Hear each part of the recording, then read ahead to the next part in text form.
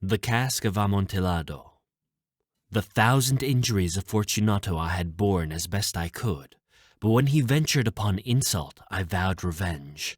You, who so well know the nature of my soul, will not suppose, however, that I gave utterance to a threat. At length I would be avenged. This was a point definitively settled. But the very definitiveness with which it was resolved precluded the idea of risk.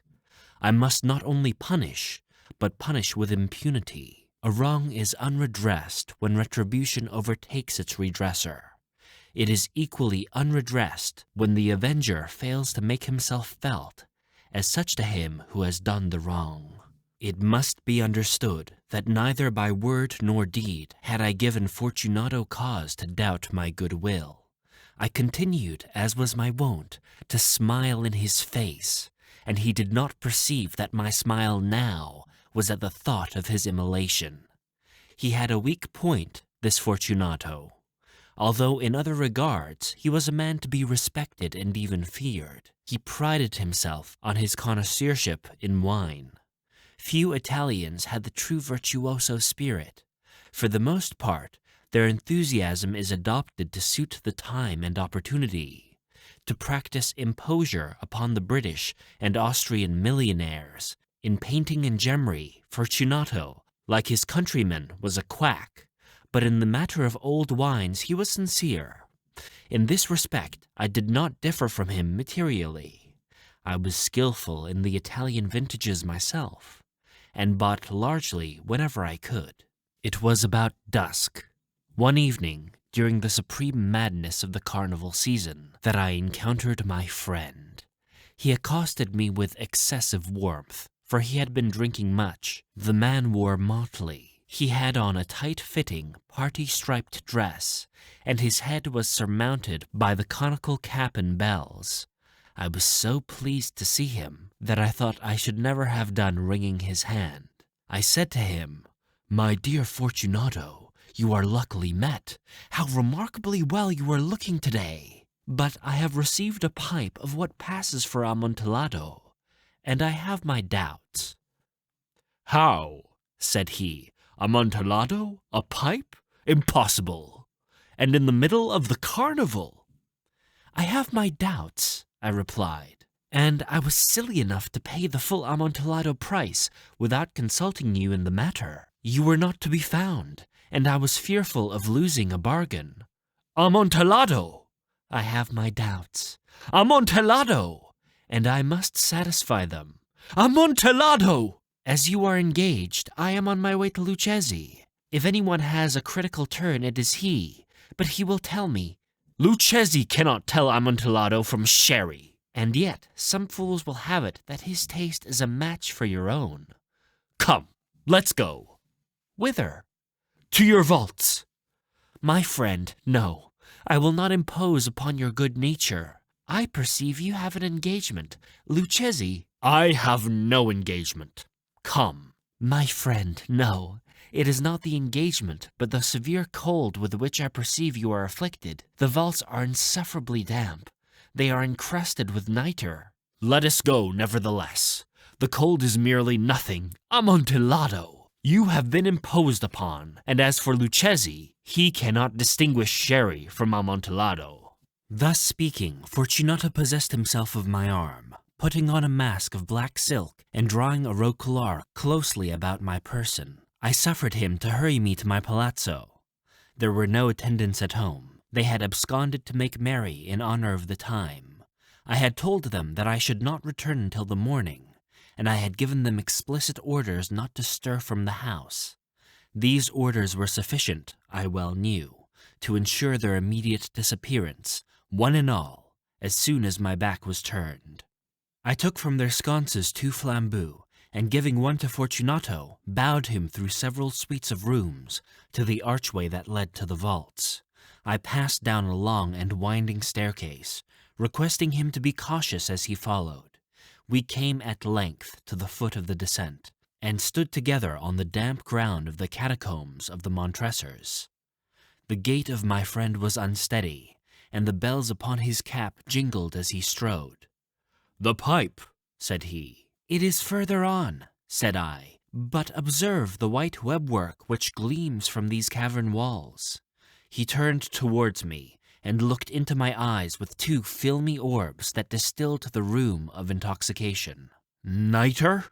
he asked at length. "Nitre," I replied. "How long have you had that cough?"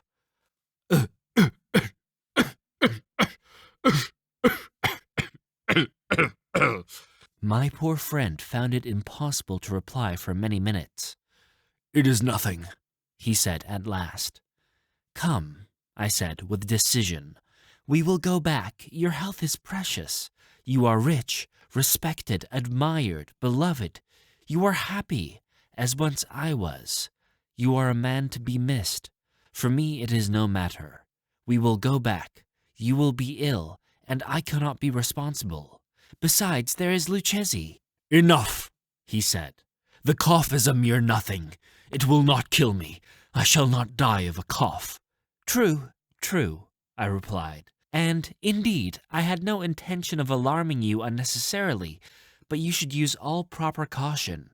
A draught of this Medoc will defend us from the damps." Here I knocked off the neck of a bottle, which I drew from a long row of its fellows that lay upon the mould. "Drink," I said, presenting him the wine. He raised it to his lips with a leer. He paused and nodded to me familiarly while his bells jingled.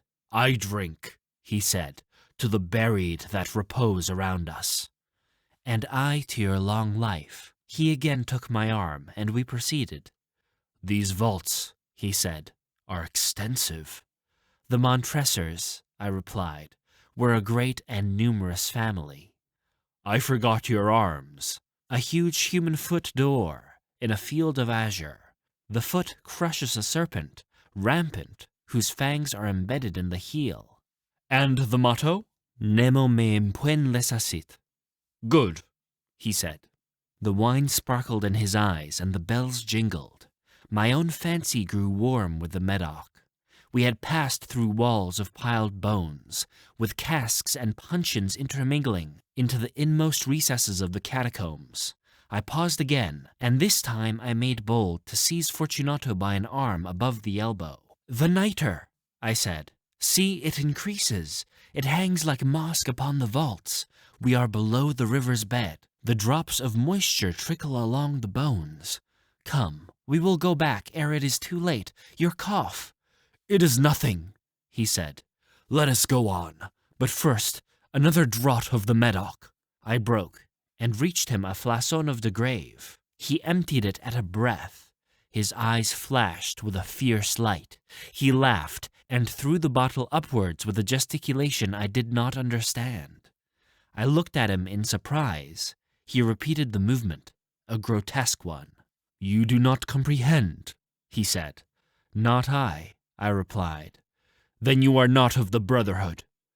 "How?" "You are not one of the Masons." "Yes, yes," I said. "Yes, yes." "You? Impossible. A Mason?" "A Mason," I replied. "A sign," he said. "It is this," I answered, producing a trowel from beneath the folds of my roquelaire. "You jest," he exclaimed, recoiling a few paces. "But let us proceed to the Amontillado." "Be it so," I said, replacing the tool beneath the cloak and again offering him my arm. He leaned upon it heavily. We continued our route in search of the Amontillado. We passed through a range of low arches, descended, passed on, and descended again, arrived at a deep crypt, in which the foulness of the air caused our flambeaux rather to glow than flame.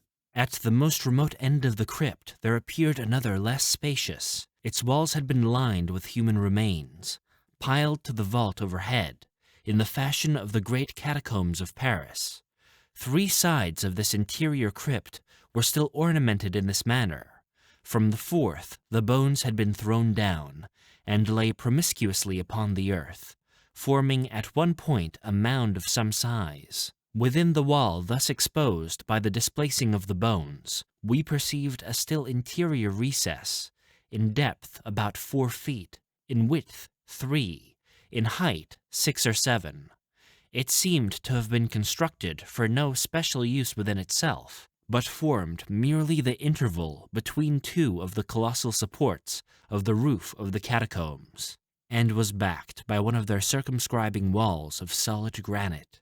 It was in vain that Fortunato, uplifting his dull torch, endeavored to pry into the depths of the recess. Its termination the feeble light did not enable us to see. "Proceed," I said. "Herein is the Amontillado. As for Lucchesi—" "He is an ignoramus," interrupted my friend, as he stepped unsteadily forward, while I followed immediately at his heels. In an instant he had reached the extremity of the niche, and finding his progress arrested by rock, stood stupidly bewildered. A moment more and I had fettered him to the granite.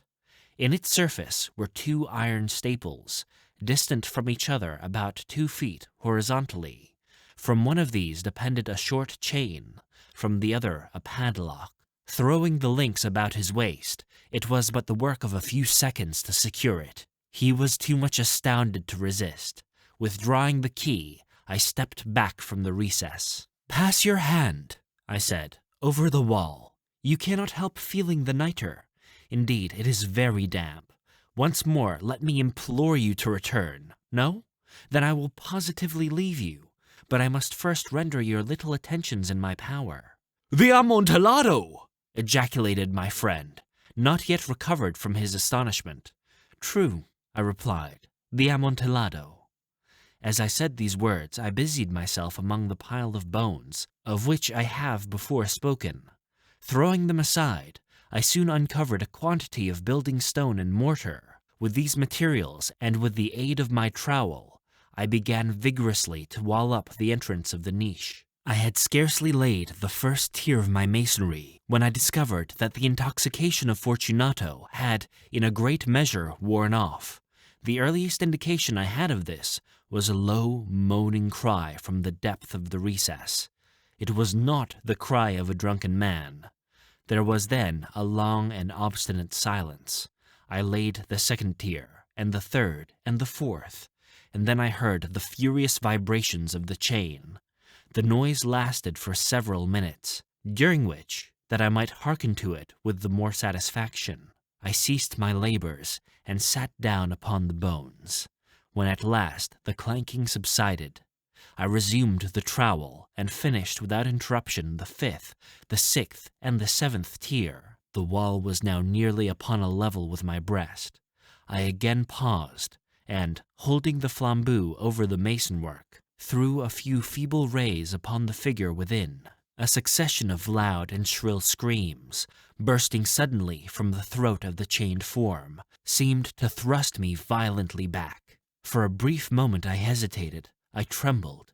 Unsheathing my rapier, I began to grope with it about the recess, but the thought of an instant reassured me.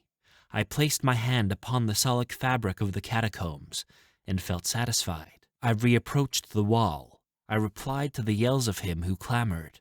I re-echoed, I aided, I surpassed them in volume and in strength. I did this, and the clamorer grew still. It was now midnight, and my task was drawing to a close. I had completed the 8th, the 9th, and the 10th tier. I had finished a portion of the last and the 11th. There remained but a single stone to be fitted and plastered in. I struggled with its weight. I placed it partially in its destined position, but now there came from out the niche a low laugh that erected the hairs upon my head. It was succeeded by a sad voice, which I had difficulty in recognizing as that of the noble Fortunato. The voice said, "Ha, ha, ha, a very good joke, indeed. An excellent jest. We will have many a rich laugh about it at the palazzo. Over our wine." "The Amontillado," I said. "Yes, the Amontillado. But is it not getting late? Will not they be awaiting us at the palazzo? The Lady Fortunato and the rest? Let us be gone." "Yes," I said, "let us be gone." "For the love of God, Montresor." "Yes," I said, "for the love of God." But to these words I hearkened in vain for a reply. I grew impatient. I called aloud, "Fortunato!" No answer. I called again, "Fortunato!" No answer still. I thrust a torch through the remaining aperture and let it fall within. There came forth in return only a jingling of the bells. My heart grew sick.